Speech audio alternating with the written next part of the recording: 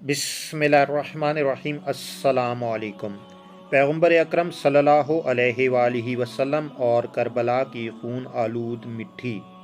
ام المومنین ام سلمہ رضی اللہ تعالیٰ عنہ سے مروی ہے کہ ایک رات رسول اکرم صلی اللہ علیہ وآلہ وسلم ہم سے غائب ہو گئے اور کافی دیر کے بعد ہمارے پاس آئے۔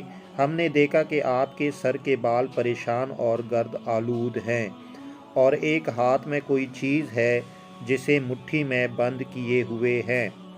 میں نے عرض کیا، یا رسول اللہ صلی اللہ علیہ وآلہ وسلم، ہم آپ کو اس وضع کے ساتھ پریشان اور غبار آلود کیوں دیکھ رہے ہیں؟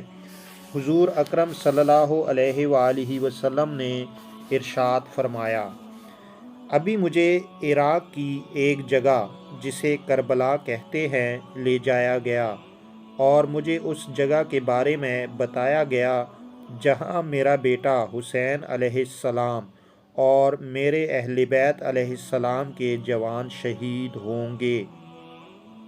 میں نے ان کے خون کو جمع کیا اور وہ میرے ہاتھ میں ہے۔ آپ علیہ السلام نے اپنے ہاتھ کو میرے سامنے کھولا اور فرمایا، اس کو لے لو اور اپنے پاس اس کو محفوظ رکھنا۔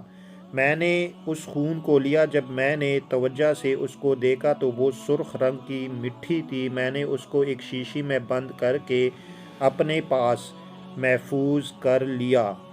جب حسین علیہ السلام نے مکہ سے عراق کی طرف سفر شروع کیا تو ہر صبح و شام اس شیشی کو اٹھا کر دیکھتی اور خوشبو سونگھتی اور حضرت کی مصیبت پر گریہ کرتی۔